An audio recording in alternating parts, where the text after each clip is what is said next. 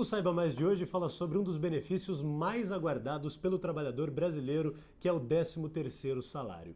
No próximo dia 20 de dezembro vence a data limite para o pagamento da segunda parcela.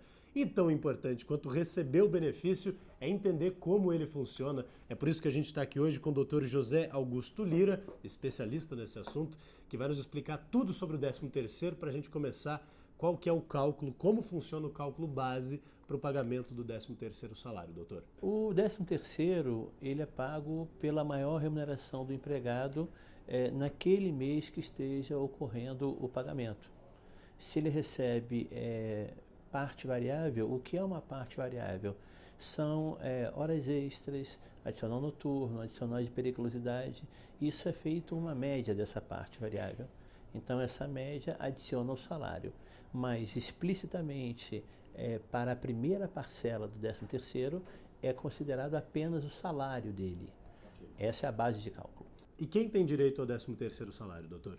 Tem direito a todos os empregados, todos aqueles empregados foram admitidos na empresa a partir de 2 de janeiro. Esses empregados, eles fazem jus efetivamente até 30 de dezembro. Agora, há de se observar uma proporcionalidade quando eles são admitidos ao longo do ano.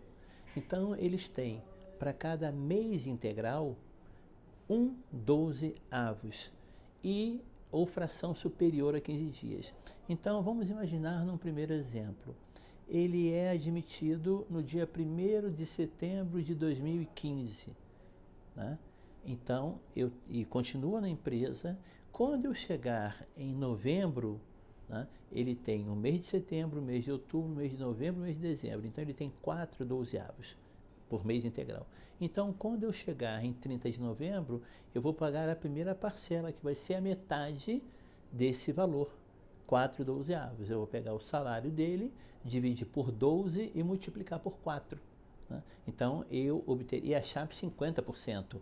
Que é a metade. Eu obterei, então, a primeira parcela do 13º salário. Mesmo quem entra, por exemplo, na empresa em novembro, já para o final do ano, tem direito ao 13º? Perfeitamente. Vamos imaginar se a pessoa entrou no dia 15 de novembro de 2015. Né? Então, ele vai ter um mês integral, e é importante, de uma forma para os nossos telespectadores, que diga o que é mês. Mês é a data de um mês, a data de admissão dele, a mesma data do mês seguinte. Então, eu vou de 15 de novembro a 15 de dezembro. Eu tenho 1/12. O saldo é igual ou superior a 15 dias, ou seja, de 16 de dezembro a 30 de dezembro, eu tenho fração igual ou superior a 15 dias? Tenho. Então, de 15 de novembro a 30 de dezembro, ele tem 2/12. Então, mesmo assim, ele tem direito. Qual que é a data limite para o pagamento e é obrigatório fazer o pagamento em 2 parcelas? É obrigatório fazer em 2 parcelas. Pela própria lei, a primeira parcela você recebe de 1º de fevereiro até 30 de novembro. E a segunda parcela em 20 de dezembro. Então, obrigatoriamente em 2 parcelas. Tem algumas empresas que elas têm um acordo coletivo, aquilo que regulamenta o aumento anual, ou uma convenção coletiva, dependendo da empresa. Muitas dessas empresas dizem a primeira parcela será paga até maio do corrente ano, a primeira parcela será paga a junho.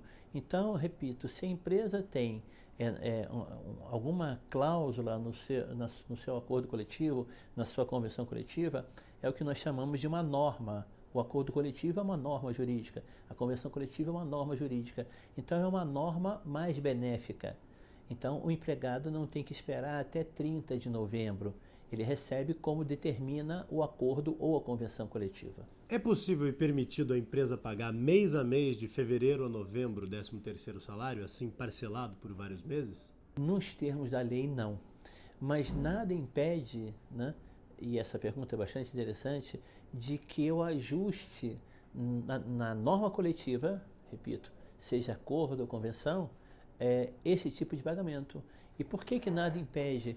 Porque a empresa não ficaria com o caixa dela muito apertado. Por exemplo, tem que pagar a primeira parcela toda em novembro, tem que pagar todo em dezembro. Então, ela pegaria um valor Se eu tenho um ano, se a pessoa trabalhou 12 avos, que corresponde a todo um ano, imagina, a cada mês ela poderia pagar 12 avos, né, uma parte do bolo. Se isso tiver no acordo coletivo, na convenção coletiva, isso é uma norma mais benéfica, isso é uma posição mais benéfica. Então, o direito do trabalho, ele tem um dos princípios que ele diz, em havendo uma norma mais benéfica, eu tenho a CLT, que é uma norma jurídica, eu tenho um acordo, que é uma norma jurídica, eu tenho uma convenção. Em havendo uma norma jurídica mais benéfica, aplica-se essa norma jurídica para o empregado, desde que não contrarie o espírito da lei. Como deverá ser calculado o 13º salário do funcionário que recebia salário fixo e passou a receber apenas comissão? Funciona de que forma? Perfeitamente. Eu tenho que apurar o seguinte, ele, ao passar a receber as comissões, ele juntamente com a comissão, ele recebe uma coisa chamada descanso semanal remunerado. Ou seja, seria assim, tecnicamente, como se eu pegasse o valor total da comissão, né, e fizesse uma divisão por 6, para achar o 7º dia. Né? Então, se ele não recebe mais por salário, eu vou ter que pegar a média da comissão, quantos meses ele trabalhou em 12. Pegar aquela média, dividir pela quantidade de meses e apurar. Vamos imaginar então para os nossos telespectadores. Ele trabalhou de janeiro a maio recebendo salário. Ele trabalhou de junho a dezembro com a parte de comissão. Com certeza, nenhuma empresa vai fazer isso permitindo que ele receba comissão inferior ao salário dele. Então, vai haver uma cláusula, né? Vai haver uma condição de que fica garantido, caso ele não alcance o salário, o valor do salário em termos de comissão, que fica garantido que ele receba como comissão o mínimo necessário. Por que ele não pode receber inferior ao salário? Né? Porque a própria Constituição diz, princípio da irredutibilidade salarial, vírgula, salvo negociação coletiva. Nesse caso não é uma negociação coletiva. E a pergunta, repito mesmo, ela é excelente. Eu sou um advogado, evidentemente, está cheio de situação por aí de gente que recebia o salário e passa a receber a comissão. Mas os advogados, em geral, têm o cuidado de colocar uma cláusula de que, caso ele não venda o suficiente para ganhar o mesmo que o salário, a empresa vai ser obrigada a complementar para não haver redução salarial, o que geraria, amanhã ou depois, uma reclamação trabalhista. Como efetuar os depósitos do FGTS incidentes no 13º salário? É uma pergunta bastante relevante dentro de todo o tema. A primeira parcela do 13º, ela tem recolhimento para o fundo de garantia. Então, vamos imaginar, se a pessoa ganha R$5.000, ela vai receber a primeira parcela de R$2.500, considerando que trabalhou o ano todo. Vai ser recolhido sobre R$2.500 a primeira parcela. E como é que vai ser então na segunda parcela?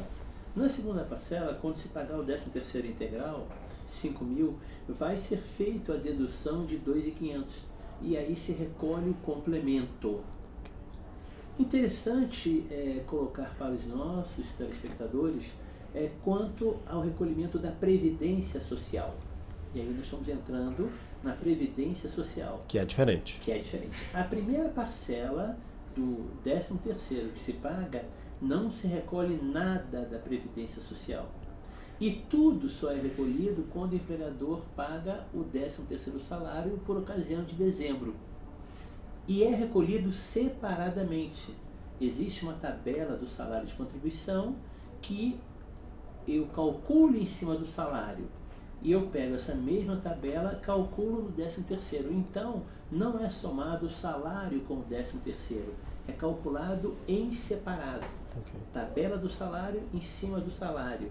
Tabela do salário em cima do 13º. Ou seja, coisas distintas. Eles não se somam. É importante que o nosso telespectador saiba disso. Como que é feito o pagamento do 13º salário para aquele funcionário que é demitido ou exonerado da sua função? Ele, ao ser dispensado, nós aplicamos aquela regra, né? 1/12 por mês integral. Então, se ele trabalha de 15 de maio até 15 de agosto, eu tenho 5 meses aqui, então ele vai receber 5 dozeavos. Se em 15 de agosto ele assinou o aviso prévio, ele vai receber mais um dozeavos pelo aviso prévio. A regra é sempre a mesma, seja para o dispensado ou para o ativo. 1 dozeavos por mês integral ou fração igual ou superior a 15 dias. Há de se tomar um breve cuidado de que o mês não é necessariamente o mês calendário, o calendário gregoriano, 1º a 30, né? O mês para nós advogados é a data de um mês, a mesma data do mês seguinte. O Código Civil define isso no artigo 125 e nós utilizamos isso no direito do trabalho. Inclusive na hora de calcular o 13º. Fundamentalmente. Ele entrou dia 25 de maio, então 1 dozeavos dele vai ser 25 de maio a 25 de junho e assim sucessivamente.